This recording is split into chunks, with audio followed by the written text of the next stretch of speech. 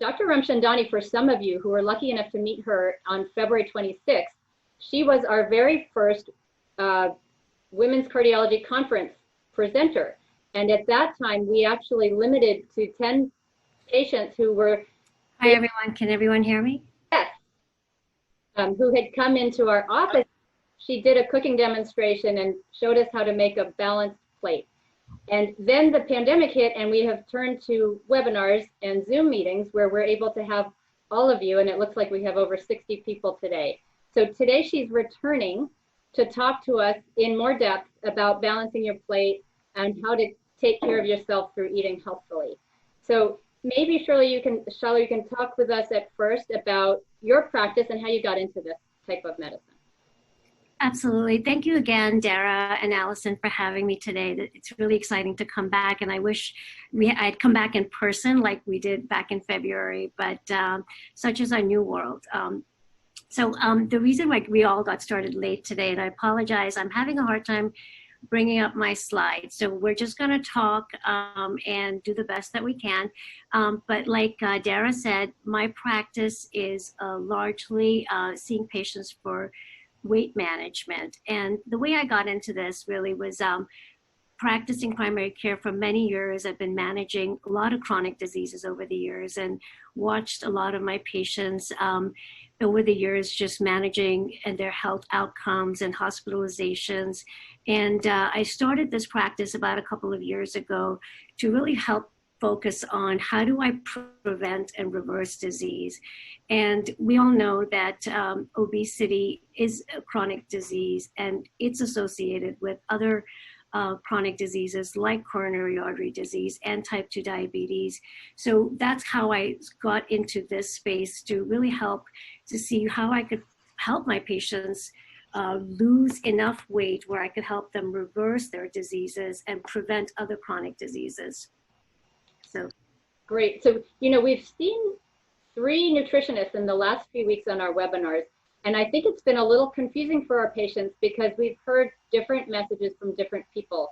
So maybe if you could address, like, carbs, are they good or bad? Should people be eating frequent small meals or rare large meals? Tell us sort of your general approach, how you help people approach nutrition. No, absolutely, Dara. I do want to say one more thing about the current pandemic, and Dara had brought up earlier that our numbers are going down, which is really very encouraging. But I do want to point out one thing, is that just given the recent pandemic, it's been very apparent that patients with these chronic diseases like diabetes, heart disease, as well as COPD, have had a higher rate of admissions to the hospitals and are definitely having poor outcomes. So now more than ever, it's extremely important for us to be really focusing in on how do we improve health outcomes and really keeping up with lifestyle behaviors.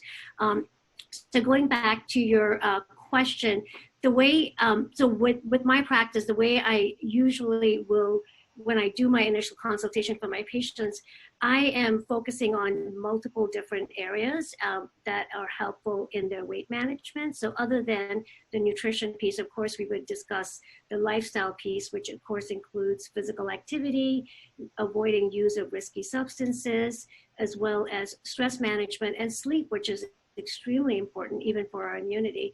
But just for the purpose of today's talk, we're going to be focusing in on just the nutrition. And what I'd like to do, even if I can't pull up my entire slide, I will bring up one slide just before we end, just to sort of wrap up the message on the a healthy eating plate. So my first approach when I see my patients is really understanding sort of the cultural background and where people come from and how they're normally eating. So it's really important to understand sort of what patients are, what they understand about the different macronutrients. When we talk about macronutrients, we're usually referring to the carbohydrates, proteins, as well as fat. And then I guess you can consider fiber as another macronutrient. And what's been really interesting to me that, over the years, carbs in general have gotten a really bad reputation. And there's been more and more hype about having a low carbohydrate diet. So there's a lot of other diets that have been on the horizon with between Atkins and South Beach, and then of course the keto diet, and really touting, maybe we should be all going low carbs. And what I really like to point out to patients is that it's not all carbs are considered equal. What's really, really important is the quality of the carbohydrates. So when we talk about carbs, there are definitely carbs in your vegetables as well as in legumes, which are a really important part of our nutrition for minerals, but also a great source of dietary fiber. So, so the first things I would do is really to help sort of sort out what are the good carbs, and then what do we consider as the refined carbohydrates, which we talk about are white breads and pasta, the white rice. And generally when we talk about the complex carbohydrates like the whole grains, that is when it's not refined, as you know.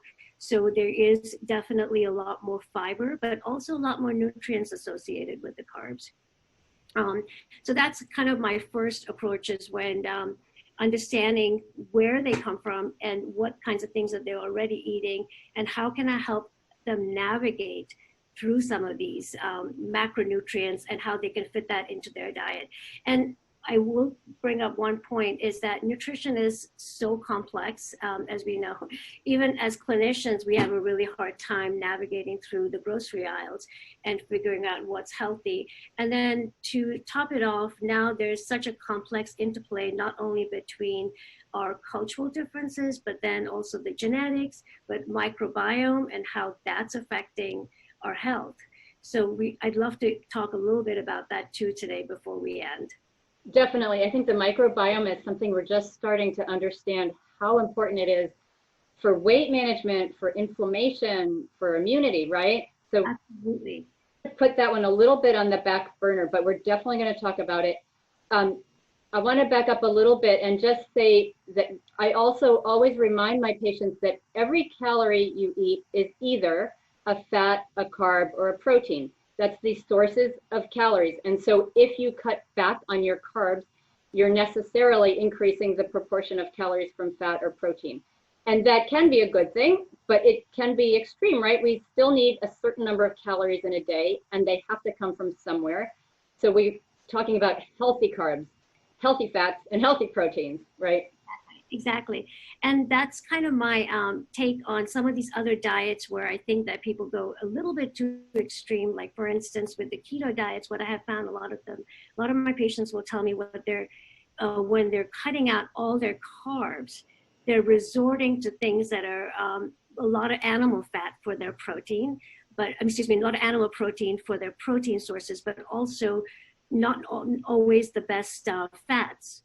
So they're possibly getting a lot more saturated fats, but they're also getting a lot of animal protein, which we know that also increases the risk for insulin resistance. And insulin resistance is a precursor for type 2 diabetes. Right. So it's so interesting because it is true. I think scientifically, the Atkins diet, for example, paleo diet, can certainly help with weight loss. Absolutely. But can also potentially increase risk for things like colon cancer, right? You have a lot of animal fats and proteins sitting in your gut for a long period of time. And in the long term, these may not be healthy changes to make to your diet. Right.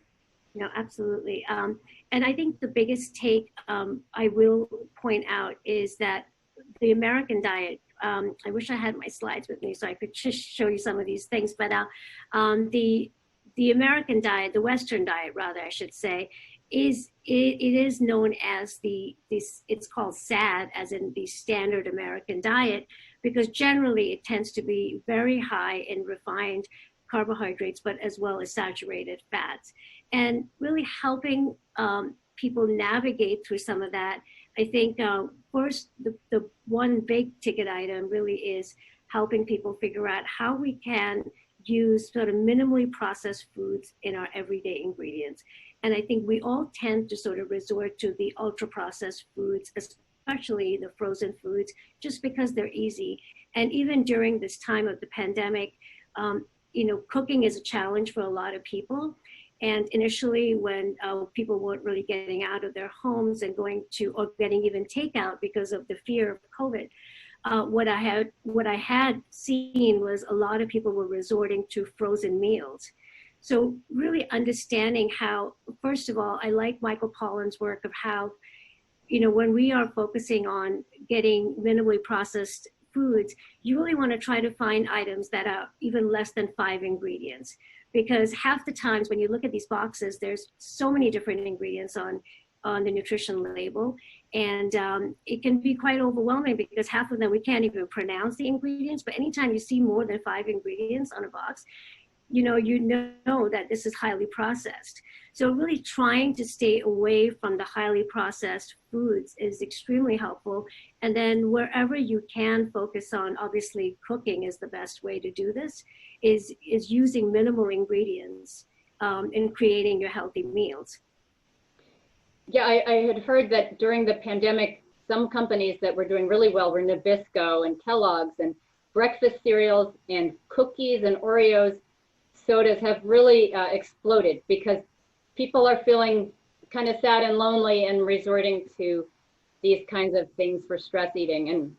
And are there ways, though, that people who are really sick of cooking 21 meals a week but want to be healthy can reach into the freezer or reach for a box and not have to really do a lot of cooking? Absolutely. Dara, I'm going to see if I can just bring up really quickly the healthy plate at least. If you just give me 1 second, because I think that would kind of help us see like what should be really on our plate, no matter what cultural background we come from, because most people in any sort of culture, we try to simplify in terms of the macro nutrients what the ingredients would be. So if you would just give me 1 sec, and I'm going to bring that up really quick, and then I'll share my screen with you. Perfect. Okay.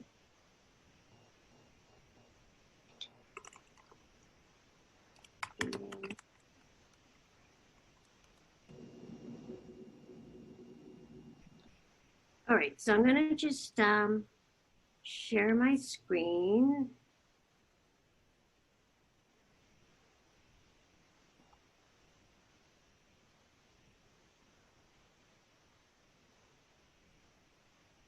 Okay, so, all right, so here is your healthy eating plate. So what, if you're focused, depending on sort of what your goals are in terms of your health outcomes, right? So when we see patients, typically the first thing we want to ask is what is it that they're hoping to achieve with their health? Is it health maintenance? Is it weight loss? Or is it reversal of a pre-diabetic state? Or is it just that they want to eat healthy because they have a history of high blood pressure or type 2 diabetes? So, but this in general, for most people who are really just looking to maintain their health, and this is what I would recommend going by. So if you're looking at this plate, like half of your plate really should be vegetables, right? So if you focus on getting a variety of vegetables, a variety of colors on your plate, and then of course for people who do like their fruits, the entire half could be between the vegetables and the fruits. Keeping fruits again to maybe 2 servings in a day is what I tell my patients, because a lot of my patients who I see at least are either struggling with weight management, or they have pre-diabetes, or they're diabetic. And although fruits are a great source of nutrients and fiber, they also have some natural sweeteners. So it's naturally sweet. So you want to try to minimize how much of the fruit intake you're getting. And then sometimes I will also really spend the time in explaining to people the glycemic index of food, because that's a really important one. So if you're focusing on just so I don't know if everyone is aware of what glycemic index is, basically how quickly our glucose is released into our bloodstream upon ingestion of the food. So foods that are very high glycemic index, for instance, would be something like a watermelon in comparison to a blueberry. So blueberries generally are pretty low glycemic index fruits. So for patients who are interested in weight loss and then also are pre-diabetic, I would really try to focus on having the low glycemic index fruits. And then the whole grains, again, if somebody is interested in weight loss, I would really try to even keep that at a minimum, again, depending on the population. But in general, I do recommend everybody have some whole grains in their diet. And this would be your, quote, good carbohydrates. So things like your brown rice, your quinoa, bulgur wheat. These are generally low glycemic index compared to the refined carbohydrates, which are your white bread or white pasta. And then for your healthy protein, we don't need a lot. So when I see patients who are trying to follow either a low carb diet, but really increasing their animal protein, half of their plate generally looks like it's got a big thing of steak or pork. We generally don't need a huge portion of either that steak or chicken on our dish because, again, it is animal protein, which increases the risk for insulin resistance. So generally, I would encourage people to focus in on the lean proteins, definitely fish, as long as it's not fried, and then just some lean poultry, and then keeping red meat to a minimum because we know that increase in your red meat in your diet definitely has not only increase in total mortality, but also increase in things like colon cancer risk. So I do recommend people really try to minimize their red meat intake. And then of course, other sources of healthy protein will include legumes and then of course, tofu as well. And then in terms of mostly sugary things, so eliminating as much of the added sugar as possible in our diet. So choosing water whenever they can instead of having sodas is obviously very helpful. And then healthy oils, olive oil. And I'm a big fan of the Mediterranean diet, and generally I will recommend having some healthy oils in your diet on a daily basis. Again, because it is a fat, it is a good fat. You want to try to minimize how much of that, but really limiting the saturated oils as well is the key over there. And then of course on the bottom there, staying active as possible, which is again part of the whole Mediterranean diet story. So generally I would, for most of my patients, recommend a very plant-forward, low glycemic index Mediterranean diet. And then for patients who are really working on losing the weight, cutting back as more of even the carbohydrates as much as possible, and then focusing in on the healthy proteins wherever they can. So I'm just going to stop my share there. Great. So I had heard that if you can aim for 50% of your carbs to be whole grain, no more than 50% to be refined. I know ideally they'd all be whole grain, but in real life, most of us don't get 100%. Is that a reasonable target, 50% whole grain?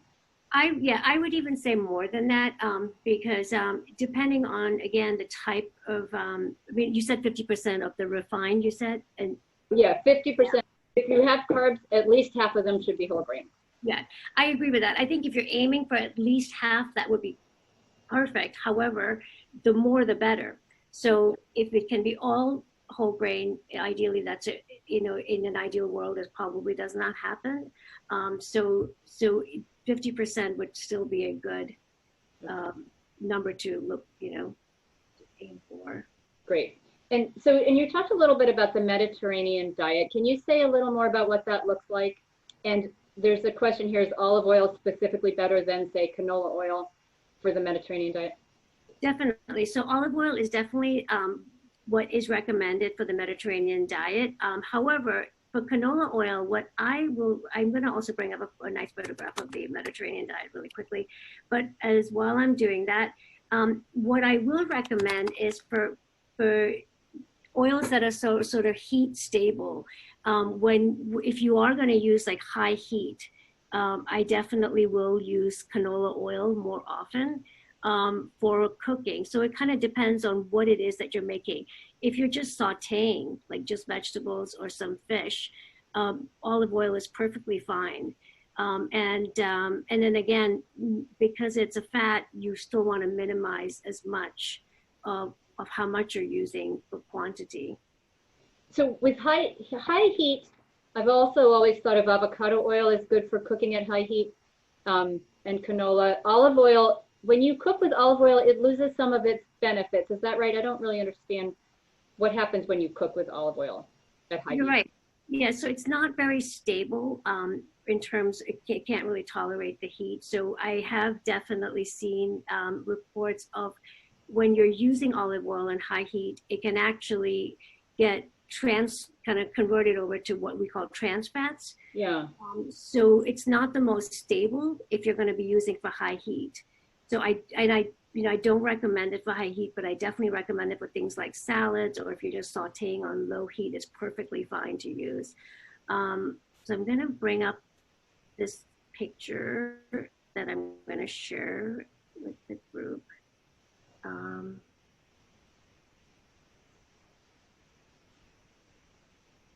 And while you're doing that, I also want to say that one of the reasons for adding healthy fats is that they help you absorb fat-soluble vitamins, and also a lot of the phytonutrients and the antioxidants are better absorbed from your fruits and vegetables if you have them with a fat. So absolutely, yeah. Your vitamins A, D, E, and K are absolutely absorbed better when there is some, because they're fat-soluble vitamins. So there's some fat around, you're much more likely to absorb them. You're absolutely right. So here is a nice picture of the Mediterranean diet. And again, if you kind of look at the bottom of the pyramid, which is just an abundance of vegetables and fruits, and then your whole grains.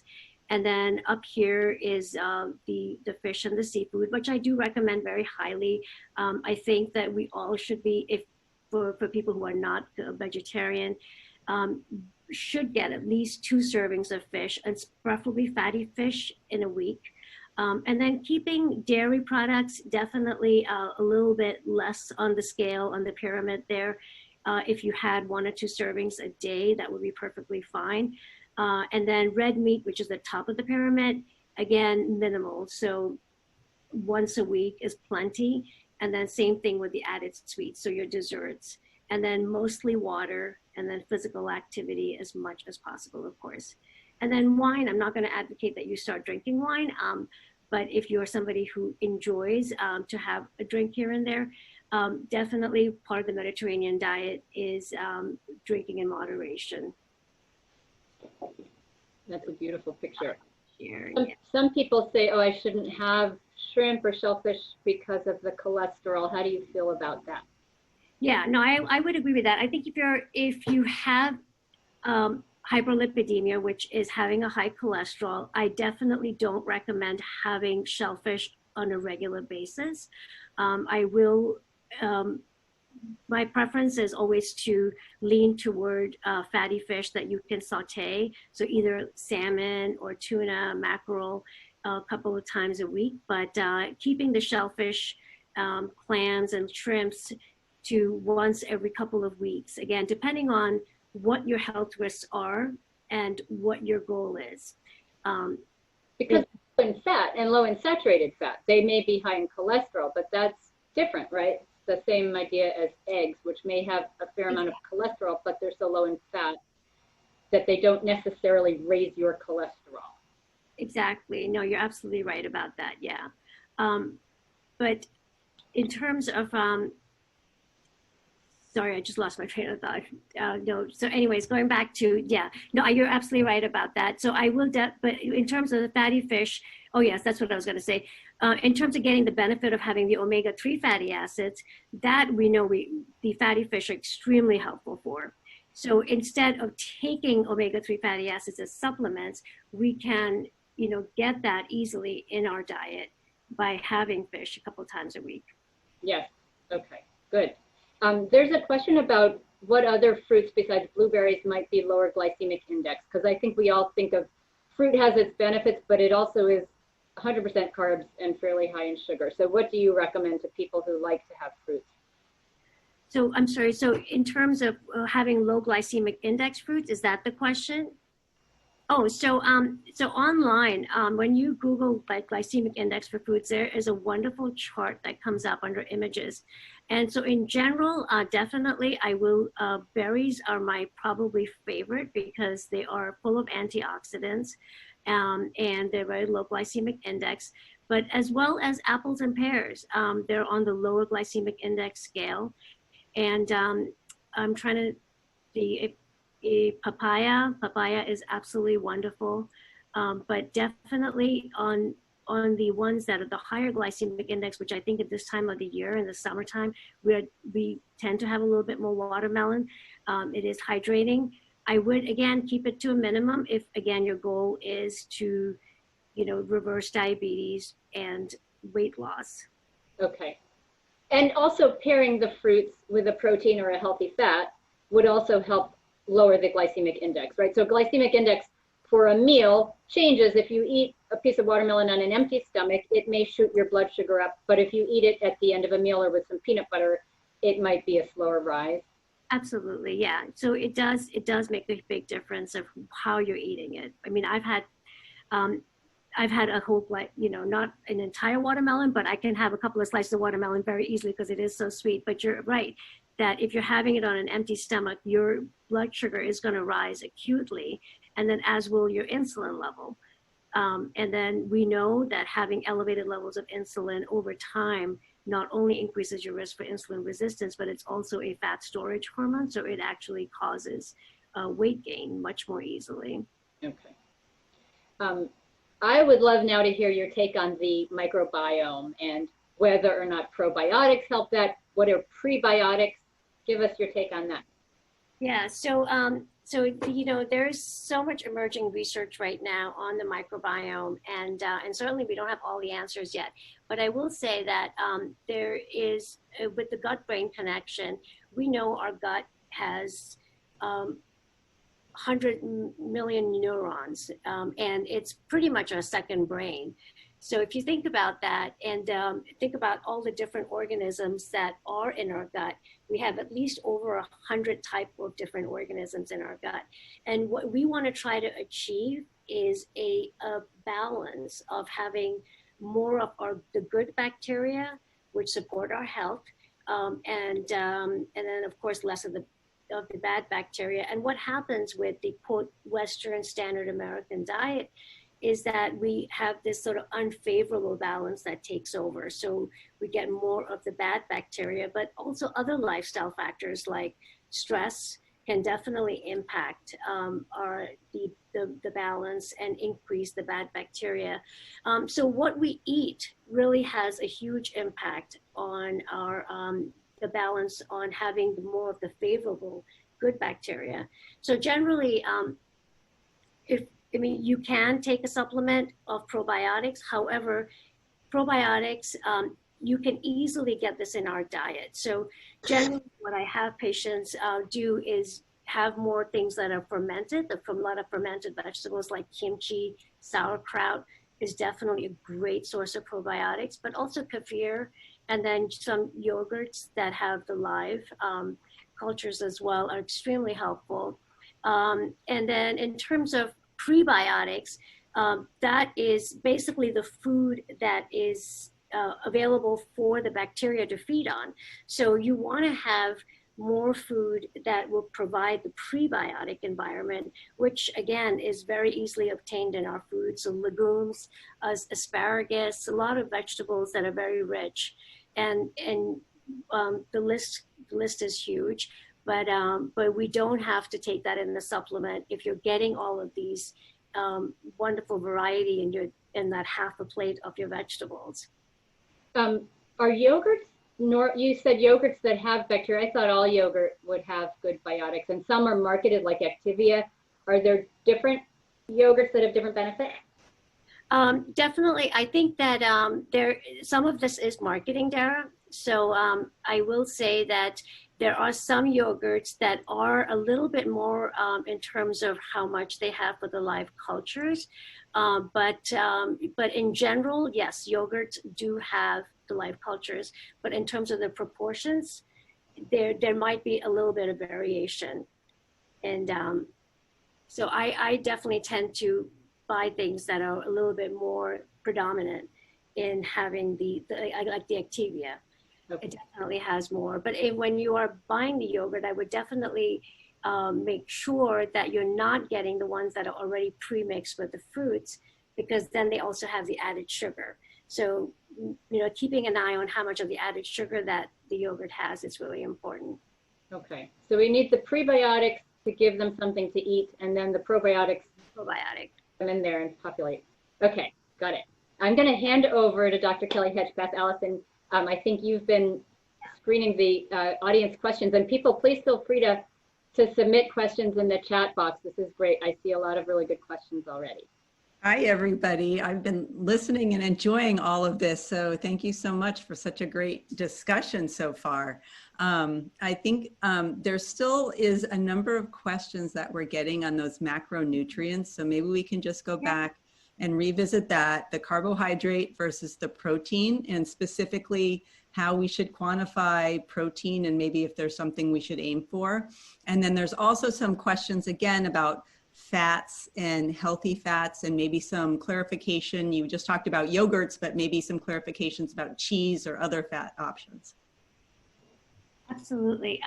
So in terms of the carbohydrates, I mean, at least 45% of your carbs, of your food intake should be your carbohydrates. And we said predominantly that should be your whole grains. And then the other question was the protein. So the protein, the way to kind of look at that is if you aim for at least 1 gram per kilo of your body weight and divide that up between your 3 structured meals, that's kind of what you're aiming for. Now, again, some variation depending on the age of the patient and then also the activity levels. So for athletes, they're definitely going to have a little higher requirements. So with the protein, so I generally, what I would do is at least aim for 1 gram per kilo, which is kind of a rough estimate for most adults, and then divide that up. And then the last question, Allison, that you had mentioned was about the fats and maybe some choices for cheese and other fatty foods and how you kind of approach that, what's acceptable. Yeah, so again, it all depends on kind of what the goals are in terms of either are they looking to lose weight versus health maintenance. In general, dairy, again, that's another one that's being touted as maybe not so great for us. And certainly there is a lot of discussion about how dairy may contribute to inflammation in our body. So I do tend to minimize dairy products in general, but I will say that in terms of getting your calcium and vitamin D, well, calcium you can get pretty easily in all your vegetables. Vitamin D, most of us should be on a supplement anyway, living in New England where we live. And then in terms of having options for dairy products, I think yogurt is a great option as long as it's a high protein yogurt with no added sugar. And keeping your dairy intake to 1 or 2 servings a day is plenty, and again, part of the Mediterranean diet. And then in terms of cheeses, so who doesn't love cheese? But certainly in terms of saturated fats, again, and breaking that down. So if you're somebody who is working on some, trying to lose weight, I would try to minimize how much of the cheeses you're getting in. And things like low-fat cheeses, so cottage cheese is a really great option for patients who do like some cheese on their toast. And then was there another question on that, Allison? So I think that was what I had asked you, but there are a few more questions coming in as we're talking about this. So, this is such a great overview, and I'm just going to say it out loud because you said it at the beginning, just for everybody to keep in mind. But, we're here trying to do our best to make really general recommendations. And it's so hard to make specific recommendations unless we have your specific problems in front of us or know what we're fighting, and then your specific blood work. So I'm just going to, put the plug in for a number of my patients that I treat for insulin resistance. And I take the same approach as you do, that we're really working on minimizing the processed food and the simple carbohydrates and trying not to compromise on the complex carbohydrates so that most of our diet is vegetables with some lean protein. Fish is a great option for lean protein. And some of the shellfish, like scallops, are great little protein packages. And some of the other fishes, like salmon, are really bulked up in omega-3s, which might help us with insulin resistance as well. So some of these factors kind of complement each other. When we shift to a diet that is less carbohydrates, we usually do replace that with some of the fats and proteins, as you said. And sometimes for some people, if you end up eating many more saturated fats, right? So you left out the crackers and now you're just eating the cheese. In a subgroup of patients, we really see their cholesterol levels take off. So when we're making these specific recommendations, I think, you know, we always want to run it by your doctor. If you're one of our patients, we should talk in depth. And then, you know, sometimes we just have to repeat the lab work to make sure that we're really on target. The next question for you is, what about gluten-free bread? So as we're talking about low carb, what are some practical options for us? And some of the labels have a lot of tapioca. What do we do with that, and how do we filter that into good, bad, or other? Oh, that's a good question. I can't say I'm too familiar with the tapioca labels, but I will say on the gluten-free breads, again, it's what I personally tend to look at is how much of the sugar is on the nutrition label. So if you're somebody who is sensitive to gluten, and there is a lot of discussion around how gluten affects the membrane permeability. So when we talk about the microbiome, and then having the imbalance of the good and the bad bacteria, there is a concept known as the leaky gut syndrome. And there is, we want to try to sort of prevent that leaky membranes from taking place. And there is some discussion on how gluten can possibly increase this leaky gut and then cause other health effects that's affecting our metabolism and generalized inflammation. So patients who are sensitive to the gluten, I definitely recommend doing the gluten-free bread. But then again, really what's important is how much sugar they're getting in on the nutrition label. And I would try to minimize the sugar consumption. And again, keeping the portions limited. So if you're having like one slice versus having two, you know, if you can get away with the portion control, that would be ideal. And I'm sorry, I'm not too familiar with the tapioca labels. So I will, have Dara or Allison comment on that if. So I actually don't have any specific recommendations regarding the tapioca either. I agree with you 100% that we don't want to substitute one processed food for another. So you have to definitely be cautious with some of the gluten-free marketing because it's not necessarily healthier. Dara, any insight to the tapioca? No, most of the gluten-free products use rice flour, potato starch, and those are highly refined carbs. So I agree. If you can't eat gluten, you want to find an alternative, but I wouldn't look at these gluten-free products as necessarily healthy. Yeah, unless you have a gluten sensitivity. Of course, you have to, but the gluten-free products, while they're an alternative to gluten-containing products for people who can't have it, it doesn't mean that they're a great choice. And I actually had a couple of patients who went gluten-free just because they thought it would be healthier and gained quite a bit of weight. So yes, I agree with both of your statements. Just have to be careful and use common sense. And don't believe everything you read in marketing and advertising. Right, and there is a lot of marketing out there for food products. There's also some questions about the cereals and choosing good cereals, which I think is, also in this processed carbohydrate group. What's your approach, and do you have a go-to cereal that you're recommending for your patients? So generally I am a big fan of oatmeal. So certainly if if you can, I mean, I think in the summertime it's kind of hard. I like my oatmeal warm, and for oatmeal, it is definitely a whole grain. So depending on sort of how you're making it, so if you are somebody who enjoys to cook, what I try to do is try to batch cook and make it once a week, so I have enough portions throughout the whole week. So that's my go-to. And then if in the summertime I'm not feeling like a warm oatmeal in the morning, some of the mueslis that are available are pretty low in terms of sugars, and especially the added sugars. So I definitely will do something like that. But again, trying to keep that in a portion control and adding more of your own sort of nuts, as well as seeds, and berries, and filling up on that is kind of my go-to, and that's what I recommend. That's a nice overview. I think I've had a number of questions recently from patients who are searching for healthy comfort foods. Is there anything that you've been reaching for, or things that you've been recommending to patients so we avoid the Oreos? And what else did you say, Dara, is flying off the shelves?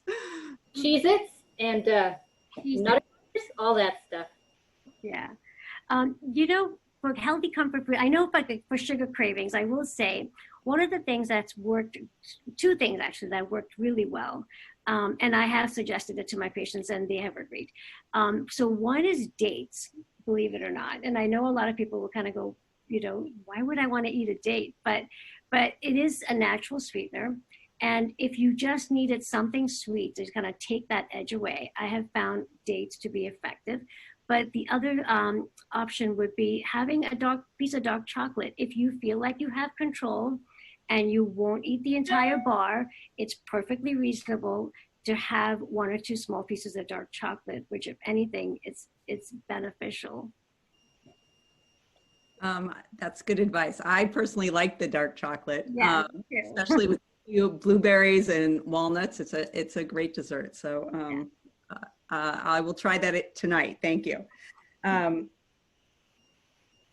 just scanning for any more questions because we're getting close to running out of time. Oh, a fiber. Yes. You had touched on this before.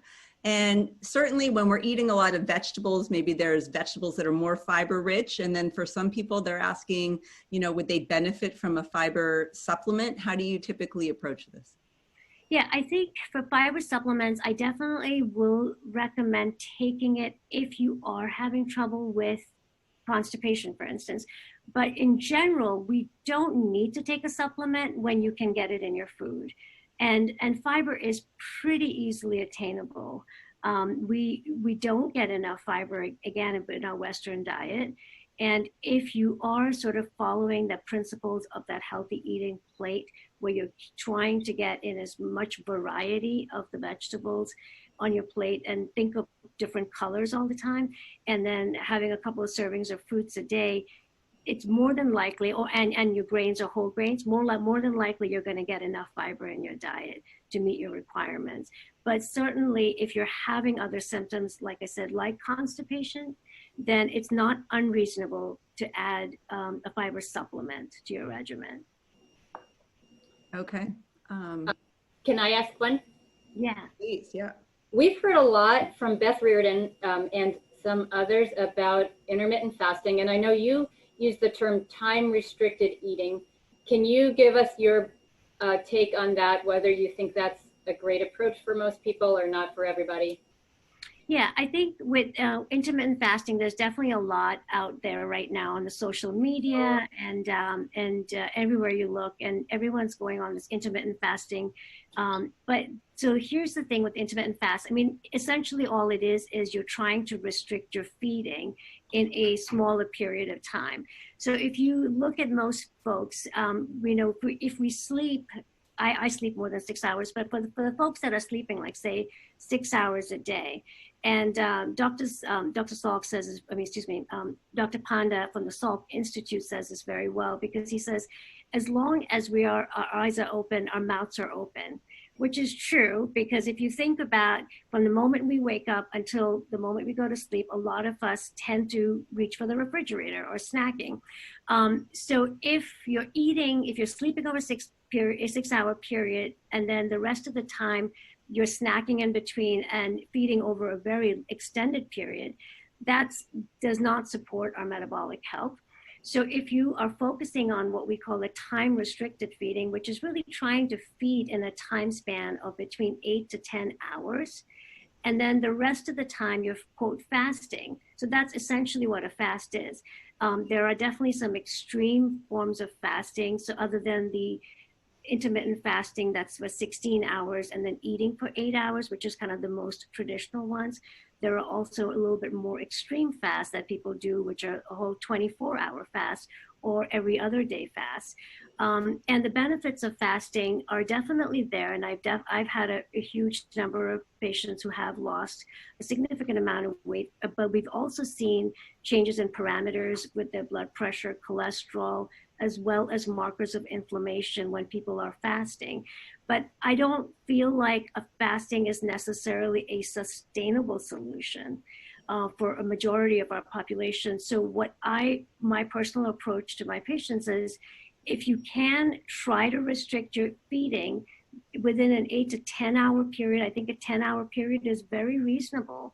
So as long as the last meal of the day, your supper, is early enough that you have allowed at least a couple of hours before you go to sleep, that's healthy. So as long as we're not eating at midnight and having those munchies, and most of the times when we're having munchies at midnight, we're not going for the salad. You all know that. So I think if just emphasizing, if people can try to sort of keep it during that time frame of 10 hours, and then the refrigerator is locked. Yes. Good. I think that late night eating, especially these days where there's no structure in our day. And it's so stressful. And then, yes. And I think the television probably promotes that behavior too. Absolutely. I think with the stressors of even just watching the news, it definitely does contribute significantly to the emotional eating, what we call, the stress eating. And that time people are craving things that are sugary and maybe not the healthiest things for them. So it is, yeah. And, if you think about having a circadian rhythm, like our brain is like the ultimate clock, but all our organs have clocks as well. So I generally will explain to people that you don't want to wake up your liver at 2 a.m. and try to sort of keep that feeding to when you're awake. And when evolutionarily it makes sense, right? Our bodies didn't evolve to stay up after the sun goes down. Absolutely. And light and stimulation and food and all those things. Our body really wants to be up and about in the daytime and resting and digesting and repairing, right? Because it's so important that we have that period of repair overnight of all the chemicals and everything that builds up. And that's why sleep is such an important aspect of managing and maintaining our lifestyle and a healthy lifestyle. Because without that, we have a huge increase in incidence of not just the weight gain, but type 2 diabetes, high blood pressure. So yeah. Yes, and especially in this era where we want to keep our immune systems as healthy and strong as possible. Right. That's really, as you said, it's not just the nutrition, it's the sleep, it's the stress and all those things. Right. All right. Well, we're almost out of time. Is there any one last piece of advice you'd like to give our patients, things that you see that you'd like everyone to know?